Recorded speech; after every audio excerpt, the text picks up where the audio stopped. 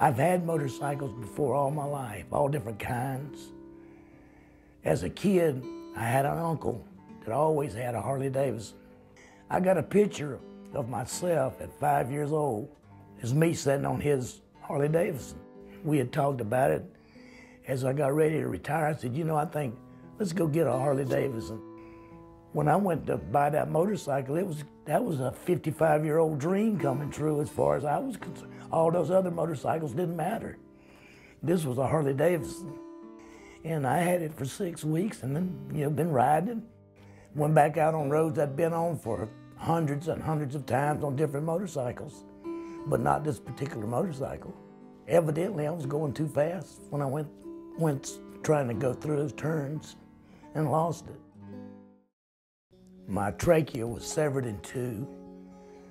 My head was apparently almost knocked off my spine except for 2 millimeters. I had a collapsed lung, some broken ribs. My tongue was bitten 3/4 of the way in two. And I believe that's all. But I remember seeing Dr. Klotz in the groups in there while I was in those 2 weeks that I was in the hospital. And somehow he just kept up, stayed with me. When the trachea was severed, the nerves that control the vocal cords run apparently parallel to the trachea. And when it was severed, and whatever movement my head and neck did in that wreck, it stretched the nerves, which sort of disconnected the vocal cords. And they were preparing me that Rick, you're not ever going to be able to talk again. And I was, well, we'll figure that out. You just give me where I can breathe, play with my grandkids, and walk the golf course and ride my motorcycle some more. We'll figure all the rest of it out. You know, you have your good days and your bad days. And I was having a bad day. That's when I had to have the tube hooked up here to my trach and drag that thing all over the house. And I was a little bit aggravated with the whole situation, and she could tell I was aggravated. That's when we never did learn sign language. I was writing my notes down, and I'd hand them to her. Well, I was aggravated about something. I wrote that thing down like I was mad, I handed it to her. She looked at that thing and just wadded up, threw it in the trash can. Boy, that made me madder. So naturally, I wrote bigger this time on the next note. And she looked at it and she wadded it up and threw it away. She got right in my face.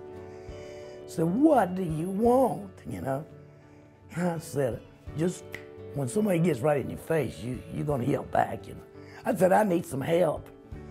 And it came out like that, and my eyes got that big, her eyes got that big. We just danced around in a little circle for a little bit. And from then on, it stayed like that. It's gotten a little stronger. I don't have much range, but that's okay. That's better than writing notes. On the next visit to him, he'd always be, oh, Rick, how you doing today? And blah, blah. And I'd usually give him this or this, And he came in that day and he asked me, Rick, how's it going? Everything going right? And I said, going fine, Doc, how you doing? His guys got big. He said, you're not supposed to be able to do that. That's when I told him, I said, okay.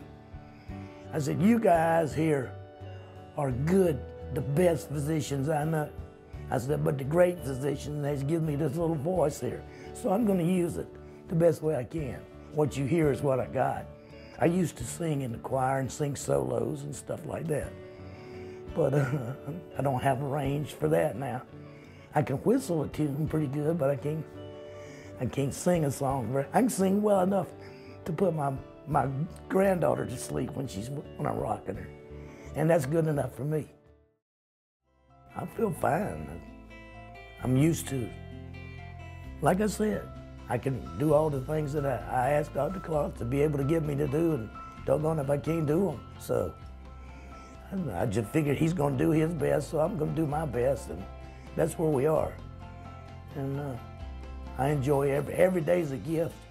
You don't realize that sometimes, but every day is a gift. And you hear that as a cliche from everybody, but it truly is a gift. You don't know. I've been out for that motorcycle ride, that motorcycle therapy, more than one time, you know. I go out and ride that thing, not even give a thought to something like that happen, because I've been on these roads for all my life here. I've been on these roads many times, hundreds of times, and never even thought about stuff like that. But now that I ride like a 65-year-old man, it's all right.